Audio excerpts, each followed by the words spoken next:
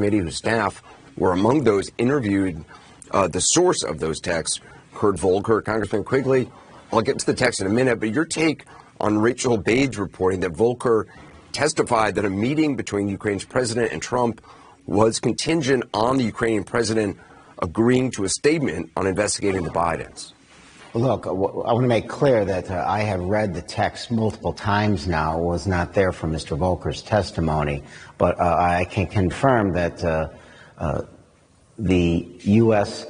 held up, used the power of the president to coerce Ukraine to investigate Biden and to also create something of an alternative universe as it relates to the 2016 election. And I think the big concern that the Ukrainians had was having a White House meeting. And I think that came before talk about military assistance as well. So, excuse me, the timing of this, is this before the president's phone conversation with the Ukrainian president in the end of July? Well, look, this is all happening just before and just after. I think the bottom line when you read these texts is it basically substantiates every aspect of the whistleblower's complaint, that the President of the United States coerced a foreign power to help himself politically, and he used the Justice Department, and now we're learning the State Department to have him carry out that deed.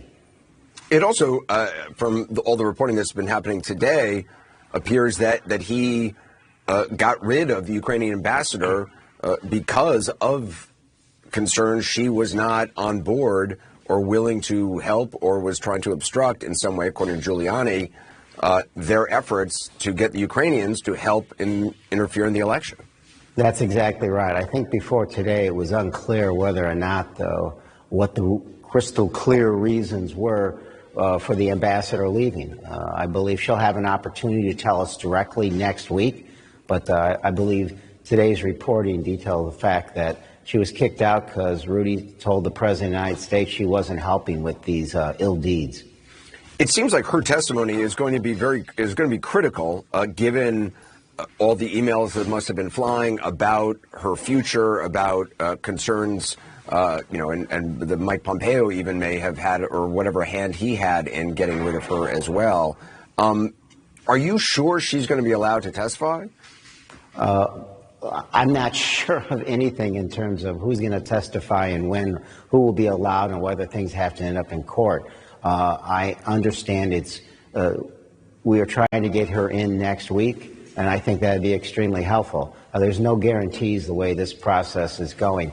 But remember, I think she left in May, so she may have a whole body of information as to why she was pushed out and what, if anything, took place prior to her departure.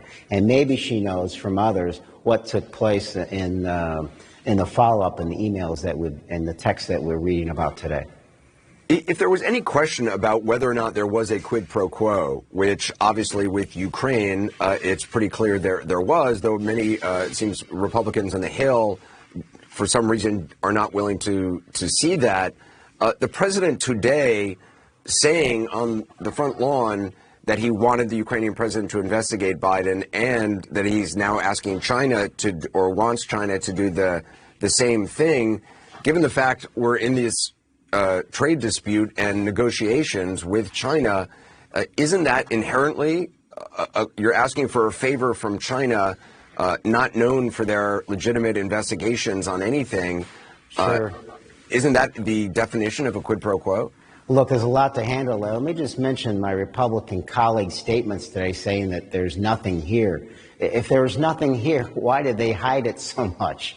And I think what's happened today after seeing these texts and the Republicans still saying there's nothing here, I think if you're going to support this president, you have to live in his alternative reality.